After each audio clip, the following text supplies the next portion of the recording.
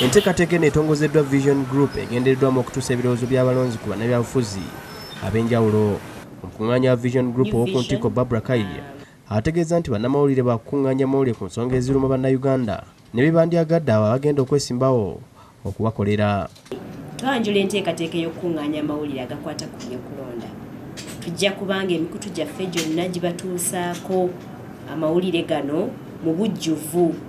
Naye ng'ekyenjawulo kye tugenda okukola ku mulundi guno, tugenze ku muntu wa bulijjo mu ggwanga lyonna nga tunoonyereza ensonga eziruma abantu, nga tunoonyereza ensonga abantu ze bandiyagadde abakulembeze basobole okutunulamu mu byokulonda bino ne mu by'okuddukanya eggwanga.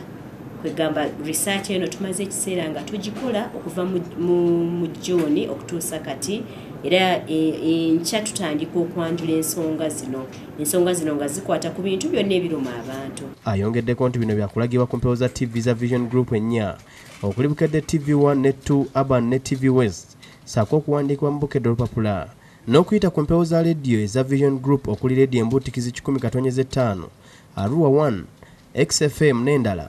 Era n'asaba bannayuganda beeyunira emikutu gyaffe n'okusoma Bukedde ne New Vision basobole okwenyigira mu nteekateeka.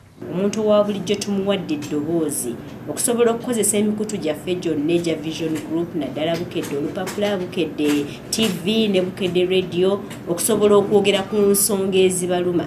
Ate naffe kye tujja okukola, abakulembeze baffe tujja kubanga tubatuusaako amaloboozi gano nga nabo babatuukirira mu nsonga ezo.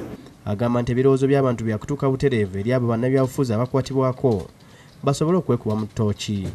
Ategeeza nti emikutu gya Vision Group girina bannamawulire mu bitundu by'eggwanga eby'enjawulo bw'atyo n'asaba buli muntu yenna abatuukirire asobole okwogera ku nsonga eziruma ekitundu kye.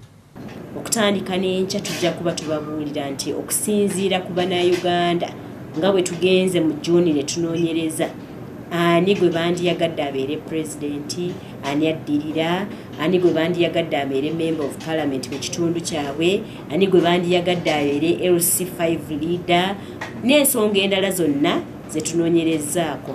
Nandibakubiriza okusobola okugula olupapula olwa Bukedde, okusobola okuteekako TV n'okuteekako rediyo yaffe, byonna ebya Bukedde, okuwuliriza ebintu bino osobole okulaba eggwanga, okutegeera eggwanga nga bwe litambula.